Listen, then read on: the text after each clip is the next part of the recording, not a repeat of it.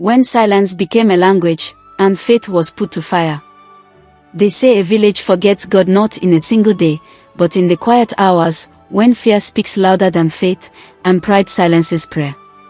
In the ancient hills of Umuozala, nestled between 2 rivers and 7 ancestral groves, the people lived by rhythms older than memory. They prayed at dawn. They sang at dusk. They left kola for the spirits and named their children after the seasons. Their god was Chigbu, the unseen witness. Not a statue, not a face, but a presence.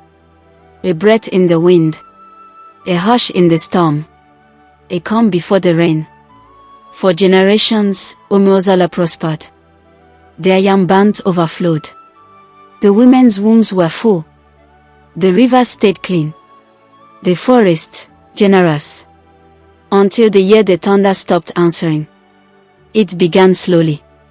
The birds ceased their morning songs. The wind blew without scent.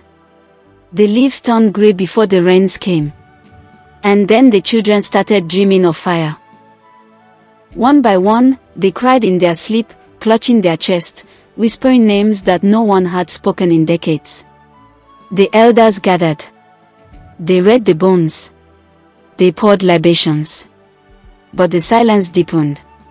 Even the sacred Ekoro drum, which had always echoed across the 7 hills, lost its voice. And then, without warning, the well dried. Not in harmattan.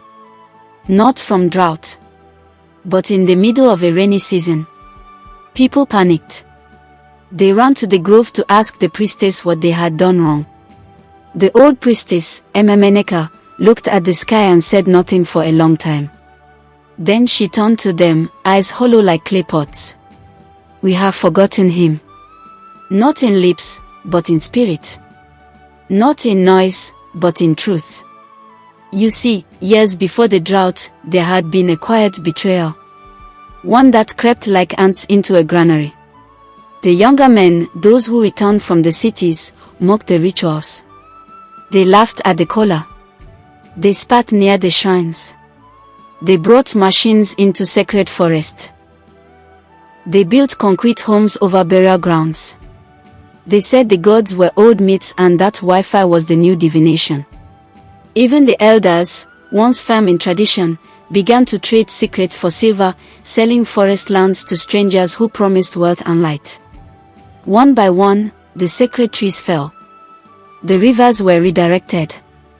The stories lost their meanings. And in that forgetting, they invited emptiness. The drought turned to disease. Children began to fall ill without fevers. Pregnant women miscarried. Crops shriveled at the edge of harvest. And dreams became darker.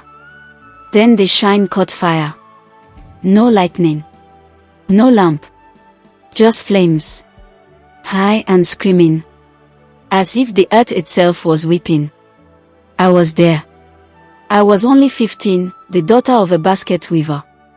My name is Ifediora, and I remember what most try to forget. The night of the shrine fire, I heard a voice. Not outside. Inside me. It was not loud, but it filled everything. Find me where you buried me. I ran into the night. No shoes. No wrapper. Just the voice and the ashes in my chest. I didn't know where I was going. But my feet did. They took me behind the old yam barn, to a mound overgrown with weeds.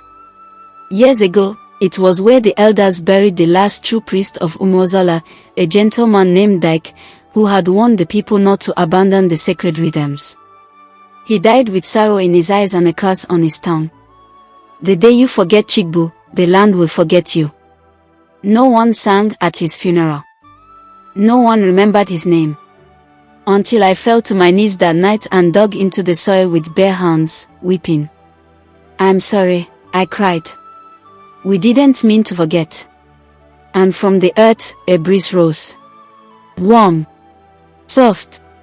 For the first time in months, the wind returned. The next day, the river flowed again. Not fully, but enough for hope.